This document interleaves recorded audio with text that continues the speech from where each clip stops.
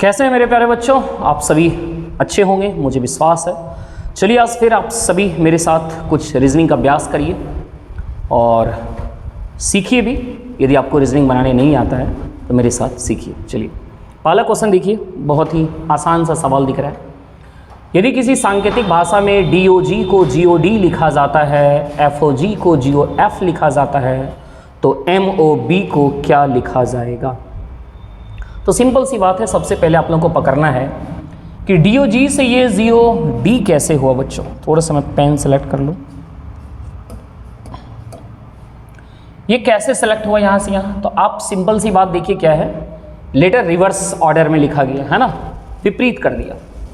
D last में चला गया, O बीच में रह गया और G इधर फर्स्ट आ गया। तो D को उसी तरह यहाँ भी देखिए रिवर्स ऑर्डर में लिख दिया।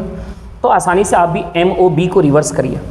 तो B से शुरुआत होगा, फिर O होगा, फिर M होगा, यानी आंसर कौन सा होना चाहिए? C number. पेन ठीक दिख रहा है? तो बच्चों बहुत इजी था ना? बिल्कुल। चलिए अगला क्वेश्चन देखो। तो ठीक उसी तरह ये भी बहुत ही आसान सा सवाल है, जल्दी से क्लिक करो। दिए गए 4 शब्दों में से 3 शब्द आपस में किसी न किसी प्रकार से संबंध है, एक शब्द अन्य से भिन्न है, उस भिन्न शब्द को चुनिए। यानी 3 में कहीं ना कहीं समानता है और एक उससे डिफरेंट है, डिफरेंट वाले को आपको पकड़ना है। तो सिंपल सी बात है, देखो लड़की, लड़का, औरत, ये सभी मनुष्य का ही वैरायटी है ना। कोई औरत है, कोई लड़का है, ये लड़की है। लेकिन ये देखो तो लग रहा है कि वो कोई पद है। वो क्या है? पद है जो हासिल किया जाता है ना, खुद के दम पर। क्या ये खुद के दम पर तो हासिल नहीं होते, वो तो नेचुरली है। औरत कोई भी नेचुरली बनेगी, लड़का भी नेचुरली, लड़की भी नेचुरली। तो ये आपको नहीं लग रहा है कि इस तीनों से कुछ डिफरेंट हो रहा है? बिल्कुल डिफरेंट हो रहा है। तो जो डिफरेंट हो रहा है वही आपका आंसर होना चाहिए, डिफरेंट को ही चुनना है। अध्यापक है ना, अध्यापक एक पोस्ट है और अध्यापक औरत भी हो सकता है, लड़का भी हो सकता है, लड़की भी हो सकता है, कोई भी हो सकता है। तो बहुत ही आसान था। अगला इस प्रश्न को देखो, यदि किसी घड़ी में प्रतिबिंब समय 11:25 हो रहा है तो वास्तविक समय कितना होगा? तो बच्चों वेरी सिंपल, इसमें क्या करना है आपको, जब कभी भी प्रतिबिंब समय दिया हुआ रहे, वास्तविक समय पूछ रहा हो या फिर वास्तविक समय दिया हुआ हो, प्रतिबिंब वाला समय पूछ रहा हो, तो आपको कुछ नहीं करना है बच्चों। हमेशा क्या करिए, 11:60, जिसे आप 12 भी बोल सकते हैं, 11:60 में आप क्या करो, जो भी समय दिया है उसको माइनस कर दो, 11:25। तो बच्चों 60 में जब 25 माइनस करोगे तो कितना हो जाएगा? 35, और इधर 0 हो जाएगा। 0 का मतलब आप हमेशा क्या समझिएगा? 12। जब 0 आ जाए तो उसे क्या समझिएगा? 12 समझिएगा, राइट। तो 12:35 आपका वास्तविक समय होगा। आंसर कौन सा हो जाएगा? C number. ओके बच्चों, चलिए अगला इस प्रश्न को देखो क्या कर रहा है। निम्नलिखित प्रत्येक प्रश्न में दी गई 4 आकृतियों में से 3 किसी न किसी एक गुण के आधार पर समान है तथा एक सर प्रकार भिन्न है, उस भिन्न आकृति का चयन कीजिए। यहाँ पे 4 आकृति आप सभी को दिया गया। इस 4 में से कहीं ना कहीं 3 एक जैसे होंगे और एक डिफरेंट होगा। आपको डिफरेंट वाला पकड़ना है।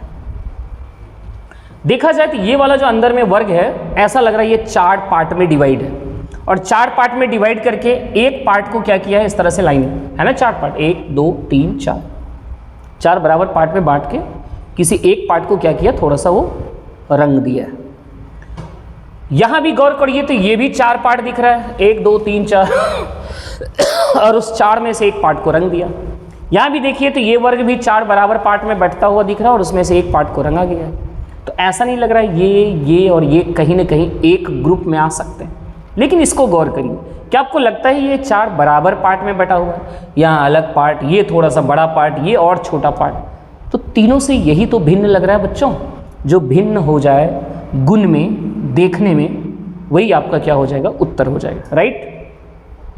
चलिए अगला क्वेश्चन यहाँ देखो बच्चों, इसमें भी क्या करना है, 3 किसी न किसी प्रकार से एक जैसे होंगे, 3 किसी न किसी प्रकार से एक जैसे होंगे और एक उसमें से डिफरेंट होगा। आपको डिफरेंट वाला पकड़ना है।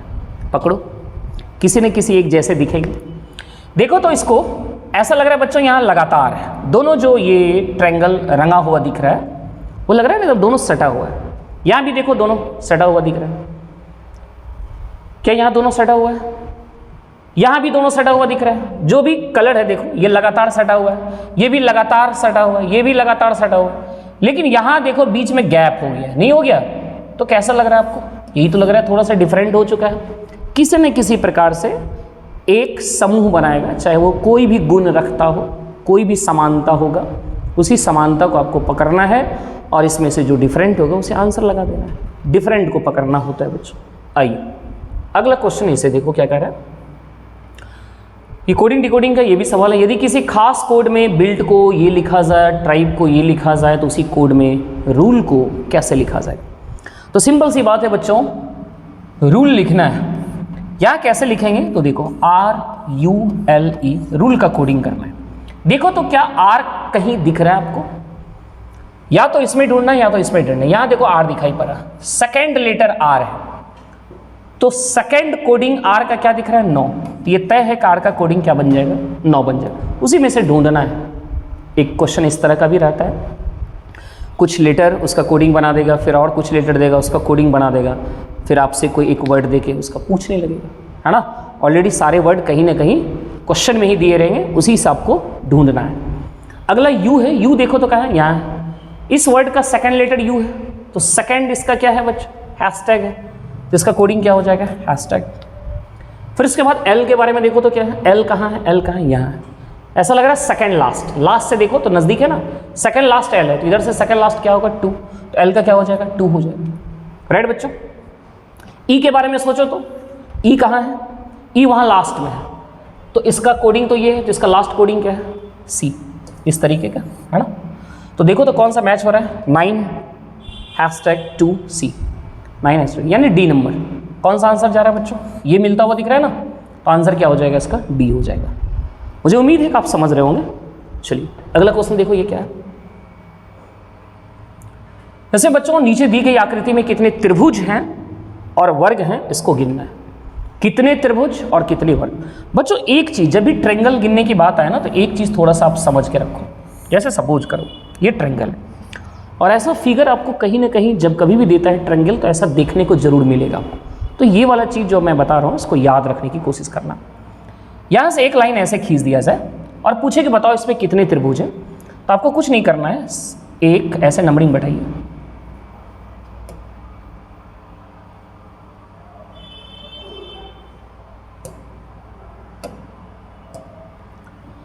एक और ये रहा 2, और सभी को जोड़ दीजिए, तो 1 + 2 कितना हो जाएगा? 3 हो जाएगा। तो यहाँ टोटल कितने त्रिभुज होंगे? 3। देख लो, एक ये वाला त्रिभुज, एक ये वाला त्रिभुज और एक ये बड़ा वाला त्रिभुज, टोटल कितना हुआ? 3। जैसे सपोज करो बच्चों यहाँ पर इस तरीके का 1-2 लाइन खींच दिया जाए, तो आपको नंबर बैठाना है 1 2 3, जितने पार्ट में बैठ गए 3, सभी को जोड़ दीजिए, यानी 1 + 2 + 3, तो 3 2 5 1, टोटल त्रिभुज कितने मिलेंगे? 6 मिलेंगे। राइट। आप जरा गौर करो, क्या ये वाला ट्रायंगल को गौर करो, उसी स्टाइल में दिख रहा है, बीच में ऐसे लाइन खींचा गया, तो 1 2 और ये पूरा 3, तो इस ट्रायंगल में टोटल कितना त्रिभुज? 3। ठीक उसी तरह ये भी देखो उसी वैरायटी का है, इसमें भी 3, ये भी देखो उसी वैरायटी का है ना, ये भी 3, और ये भी देखो इसमें भी वही वैरायटी है, तो यहाँ 3, इसमें भी 3, इसमें भी 3, इसमें भी 3, 3 चौके 12 त्रिभुज तो बहुत आसानी से आपने गिन लिया, यदि ये वाला कॉन्सेप्ट आपको पता है तो बहुत आसानी से 12 त्रिभुज दिख गया। अब और भी त्रिभुज अब दिमाग लगा के गिनना है। देखो कैसे बच्चों, देखना गौर से, मेरे पेन को देखना, मैं पेन चलाने जा रहा हूं।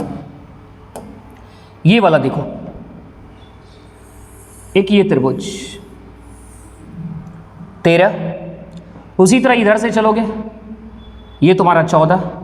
राइट बच्चों, ये इधर से चलोगे तो ये 14 त्रिभुज हुआ। अब उसके बाद फिर देखना, ये ऐसे चलेंगे, ऐसे, ये रहा तुम्हारा 15, फिर इधर से बच्चों ऐसे चलो, तो ये रहा तुम्हारा 16, कितना हो गया? 16। आई होप कि समझ रहे होंगे आप। राइट बच्चों, 16 हो चुका। 16 के बाद अब आगे चलो, तो 16 के बाद देखा जाए बच्चों, ये 17 और इसके साथ इसको मैच कर देंगे तो ये हो जाएगा 18, ये वाला 17 और इसको मैच कर देंगे तो ये हो जाएगा 18। ठीक उसी तरह ये तुम्हारा 19 और इसके साथ ऐसे मैच कर देंगे तो ये हो जाएगा 20। कितना हो गया बच्चों? 20। राइट। और एक ये देखो ऊपर में, ये बन गया 21। क्या बन गया? 21। और ये के पूरा कंप्लीट, दैट इज 22। कितने त्रिभुज मिले बच्चों? 22 मिले। 22 एक में ही दिख रहा है आंसर, आप मार सकते हैं, दैट इज 22। रही बात वर्ग का, यदि वर्ग भी आप गिनना चाहते हो तो मैं वर्ग भी गिन के दिखा देता हूं कि इसमें कितने वर्ग हैं। देखना, ये एक वर्ग, ये दूसरा वर्ग, ये तीसरा वर्ग और ये बच्चों चौथा, 4 वर्ग हुआ। और ये कंप्लीट दैट इज 5 हुआ। क्या और भी कोई वर्ग दिखाई पड़ रहा है? गौर करके ढूंढो, एक और वर्ग दिख रहा है, ढूंढने की कोशिश करो। नहीं दिखा? देखो ये भी एक वर्ग है।